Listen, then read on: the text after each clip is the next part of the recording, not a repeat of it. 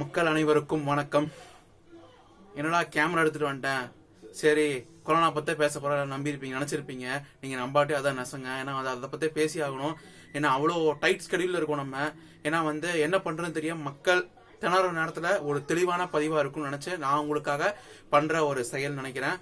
கண்டிப்பாக அவங்க நிறைய பேத்துக்கு பிடிக்கும்னு நினைக்கிறேன். உங்களுக்கு ரீச் ஆகும் நினைக்கிறேன். நான் சொல்கிற கருத்துக்களை தயவு செய்து பெற்றோர்களாக இருக்கும் என் தெய்வங்களும் சமூக ஆர்வலர்களும் எல்லாரும் சேர்ந்து நமக்கு உற்சாகப்படுத்தி நம்ம வீட்டில் இருந்து நம்மளை உற்சாகப்படுத்துறாங்க. பொறுமையா இருந்து காத்து செயல்பட சொல்றாங்க. அதை எல்லாரும் செயல்படுத்துவோம். அந்த நம்பிக்கை எனக்கு இருக்கு. நம்ம செயல்படுத்தி இந்த கொரோனா என்ற மார்க்கிலிருந்து வெளிவருவோம். அதுதான் நமக்கு ரொம்ப முக்கியமான விஷயங்க. பணம் புகழ் எல்லாம் அதை தாண்டிங்க. ஃபர்ஸ்ட் உயிர் முக்கியம். உயிர் இருந்தால் எல்லாமே சாதிக்க முடியும். உயிர் முக்கியங்க. உயிர் தான் எல்லாமேங்க. அவ்வளவுதாங்க, சிம்பிள். உணவு எல்லாம் பாத்துக்கலாங்க. ஃபர்ஸ்ட் நம்ம உயிரை மெயின்டைன் பண்றதா ரொம்ப முக்கியமான வேலைங்க. அதுதான் நமக்கு ரொம்ப இம்பார்ட்டன்டான வேலைனே சொல்லலாம். அதான் நமக்கு வேலை. இந்த இடத்துல பாத்தீங்கன்னா லாக்டவுன் பீரியடுங்கிறது குவாரண்டைன் டைம் நீங்க நல்லா யூஸ்ஃபுல்லா செலவிடுங்க கண்டிப்பா. ஏன்னா வீட்டுல இருந்து நீங்க என்ன சொல்றது ஸ்ட்ரெஸ் ஆகாம என்னடா நம்ம வேலை போச்சு, நம்ம கடை போச்சு, பெற்றோர்களும் நிறைய பேர் ஃபீல் பண்ணுவாங்க. இப்போ இன்னும் 2 மாசம் கழிச்சு பாத்தீங்கன்னா காலேஜ் ஸ்கூல்ல ஓப்பன் ஆயிரும். பணம் கட்ட சொல்லுவாங்க, ஃபீஸ் கட்டணும், ஏகப்பட்ட பிரச்சனை இருக்கு அவங்களுக்கும். அதனால அவங்களோட மனநிலையும் மாணவர்களும் பிள்ளைகளும் புரிஞ்சுக்கணும். அதை எல்லாருமே புரிஞ்சுக்கணும்னு நம்புறேன். ஏன்னா அதே மாதிரி பாத்தீங்கன்னா எவ்வளவு கஷ்டங்கள் அவங்க ஃபேஸ் பண்றாங்க. நம்ம பெற்றோர்கள் அவங்களோட கஷ்டத்தை நஷ்டத்தை புரிஞ்சுக்கோங்க. இந்த லீவ்ல நீங்க அதை நிறைய புரிஞ்சுப்பீங்கன்னு நினைக்கிறேன். 2 மாசம் கூட இருக்கீங்க அவங்க கூட. அவங்களோட வாழ்வியலை உங்களுக்கு நல்லா எக்ஸ்பீரியன்ஸ் பண்ணிருப்பீங்க கண்டிப்பா. ஃபீஸ் கட்டும் போது ஒவ்வொரு ரூபாயும் அவங்க கஷ்டப்பட்டு பண்ணுவாங்க. இந்த இடத்துல பாத்தீங்கன்னா அதுவும் ரொம்ப ரிஸ்க் ஆயிடுச்சு. ஏன்னா வருமானம் இல்லை, அது ரொம்ப முக்கியமான விஷயம். இப்ப கஷ்டப்பட்டு அவங்க செயல்படுத்துறாங்க. அதை நீங்க கொஞ்சம் பார்த்து நடந்துக்கோங்க. ஏன்னா அவங்க ரொம்ப இது பண்ணாதீங்க, புஷ் பண்ணாதீங்க. அது ரொம்ப முக்கியமான விஷயம். அது இந்த இடத்துல நான் சொல்ல விரும்புறேன். அவங்களோட வாழ்வியலை நீங்க புரிஞ்சுப்பீங்க கண்டிப்பா. அது வேணா ரொம்ப இம்பார்ட்டன்டான விஷயங்க. இப்ப அதை ரொம்ப பாத்துக்கோங்க. அது ஒண்ணு. இன்னொன்னு பாத்தீங்கன்னா ஸ்டூடெண்ட் ஒரு மாணவர் இந்த இடத்துல பாத்தீங்கன்னா ரொம்ப ஜாலியா என்டர்டைன்மெண்டா டைமை போக்காம ஒரு யூஸ்ஃபுல்லான விஷயத்தை நிறைய பண்ணுங்க. உங்களால முடிஞ்ச கான்ட்ரிபியூட் பண்ணுங்க. நானா பாத்தீங்கன்னா முடிஞ்ச விஷயங்களை நான் செஞ்சுட்டு வந்துட்டு இருக்கேன். அதே மாதிரி நீங்களும் உங்களால முடிஞ்ச விஷயம் கண்டிப்பா செய்யுங்க. அது கண்டிப்பான பலன் உங்களுக்கு ஃபியூச்சர்ல கண்டிப்பா கிடைக்கும். நல்லது செய்யுங்க, நல்லதே நினைங்க. அவ்வளவு எண்ணம் போல் வாழ்க்கை, எண்ணம் தான் வாழ்க்கை. அவ்வளவுதாங்க. அதனால ஒவ்வொருத்தரும் அந்த குறிப்பிட்ட டைத்தை பர்ஃபெக்டா செலவிடுங்க. இந்த லாக்டவுன் பீரியட் நல்லா யூஸ் பண்ணுங்க. எவ்வளவு எஸ்டாப்ளிஷ் பண்ண முடியும் அவ்வளவு எஸ்டாப்ளிஷ் பண்ணுங்க. உங்க பெற்றோருக்கு நல்ல அறிவுரை கூறுங்க. இப்ப பெற்றோர் பிசினஸ் பண்றாங்க, அவங்களுக்கு ஒரு ஐடியா கொடுங்க. கண்டிப்பா நல்ல ஐடியா அதை எக்ஸிக்யூட் பண்ணுங்க. உங்க பெற்றோர் கண்டிப்பா அதை எக்ஸிக்யூட் பண்ணி உங்களுக்கான வருமானத்தை அவங்க பெருக்கி தருவாங்க. உங்களை வாழ வைக்கோசம் அவங்க வாழ்றாங்க. அதை புரிஞ்சுக்கோங்க. ஏன்னா உங்க பெற்றோர் உங்களுக்கோசம் தான் வாழ்றாங்க, வேற யாருக்கோசரம் வாழ்றது இல்லைங்க. இன்னைக்கு சம்பாதிக்கிற ஒவ்வொரு பணமும் உங்களுக்காக மட்டுமே தவிர வேற யாருக்காகவும் இல்லைங்க. அதனால அவங்களுக்கு உங்களோட முடிஞ்சதை கான்ட்ரிபியூட் பண்ணுங்க. அவ்வளவு உங்களோட முடிஞ்ச ஐடியாஸை கொடுங்க.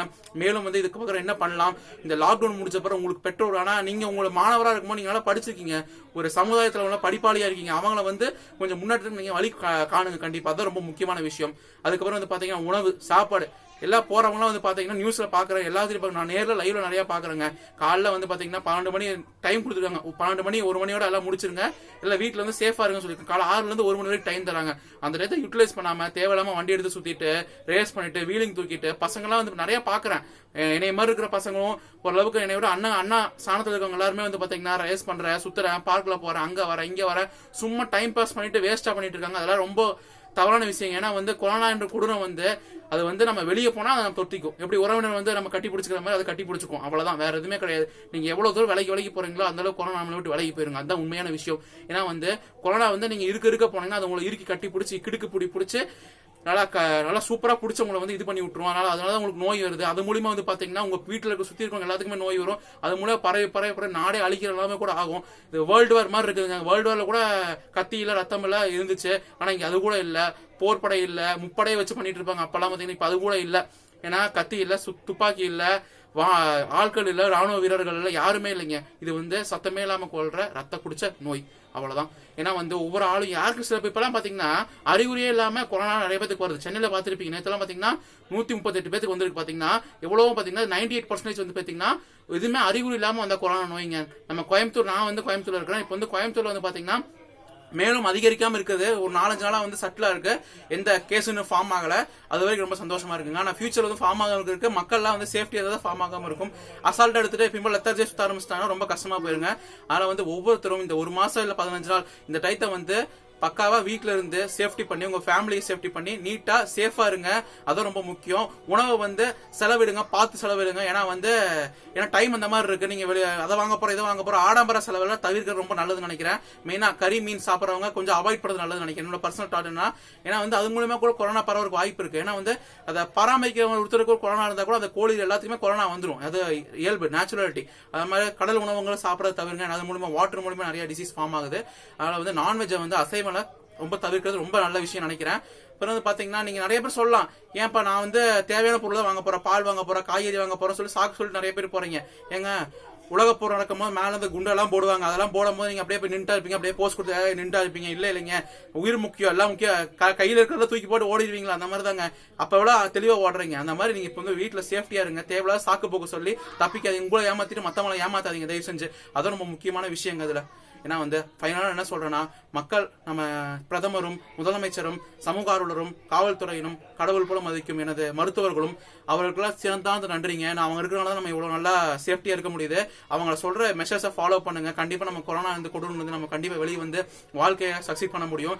எல்லாம் போச்சுன்னா பரவாயில்ல, உயிரே போச்சுன்னா ஒன்றும் பண்ண முடியாதுங்க. எல்லாம் போனாலும் பரவாயில்ல, உயிர் வந்தப்ப திருப்பி நம்ம சம்பாரிச்சு சேர்த்திக்கலாம், சொத்து சேர்த்திக்கலாம், பணம் சேர்த்திக்கலாம், செல்வாக்கு சேர்த்திக்கலாம், எல்லாமே சேர்த்திக்கலாம். உயிர் இல்லாம போச்சுன்னா ஒண்ணுமே பண்ண முடியாதுங்க. உங்க குடும்பத்தையே ஒன்றும் பண்ண முடியாது.